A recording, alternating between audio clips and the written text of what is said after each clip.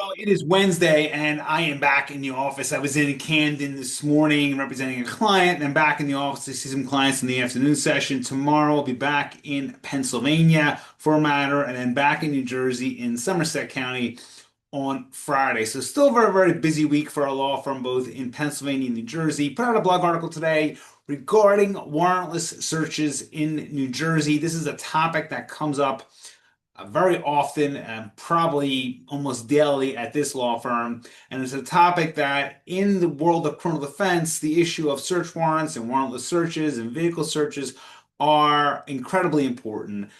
As I put in the article that I'm going to link into this video, most criminal cases in Pennsylvania and New Jersey begin with vehicle searches. So they are very important, especially if you're charged with a possessory crime like an illegal gun, illegal drugs, or even a DWI in New Jersey or DUI in Pennsylvania. Now, this particular article, I do focus on New Jersey. I as always, show the difference between Pennsylvania and New Jersey. I tell you all that New Jersey and Pennsylvania border each other, but they have very different laws when it comes to illegal search and seizure. Now, in New Jersey, warrantless searches are allowed, they're legal for the most part. In Pennsylvania, for the most part, police need a search warrant unless in both situations, both in Pennsylvania and New Jersey, the driver gives consent. Consent negates all of your constitutional rights. So I tell people often, or always actually, never to give consent to search your property or your person. It's the worst thing you can do. Once you do that, pretty much all of your constitutional rights go out the window. Now, going back to New Jersey, warrantless searches are presumptively illegal.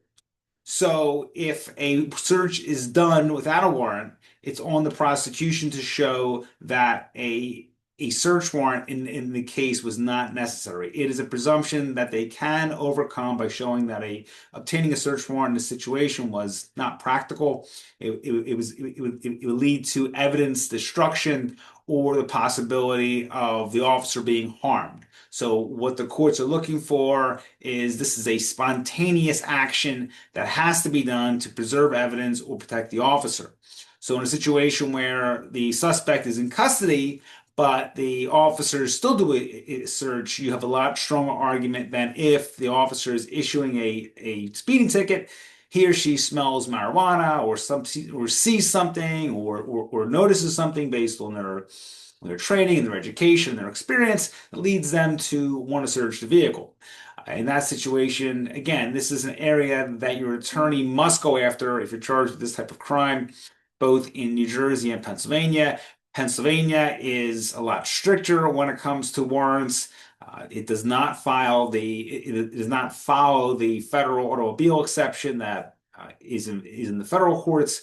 But nevertheless, it's an area that your attorney must understand with regards to search warrants. Is there are situations where the courts will find that the evidence was an exception to the search warrant rule in Pennsylvania, like it's in plain view, or perhaps an issue of consent. Obviously, that would also deflate that argument. But going back to New Jersey, it's a topic that you must understand. I'm going to link in the article here that I wrote. It's a very, very good article. It talks about the two steps that the prosecution has to establish, both probable cause for the search, obviously, and then the issue of whether or not a search warrant was able to be obtained within reason, so to prevent the destruction of evidence. Again, a situation that the courts are looking for an area that the police had to do this, or if not, the evidence would have been destroyed, or the police officer possibly could have been hurt or even, God forbid, killed. So if you have questions, 215-755-9000 in Pennsylvania, 856-793-7429 in New Jersey, the website gambonelaw.com.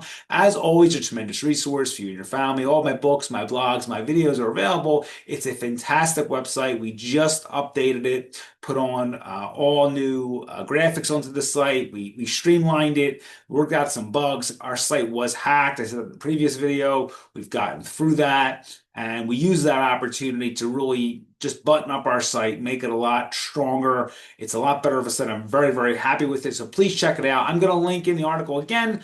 I'm going to link in our blog page as well. Again, all of our pages now, for the most part, also feature some videos. And as always, there are links to our YouTube videos and all the content is available at no cost. And of course, our strategy books are available, which are fantastic. You can download those. So once again, 215-755-9000 in Pennsylvania, 856-793-7429 in New Jersey, the website gambonelaw.com. Have a great Wednesday, and I'll talk to you all very soon.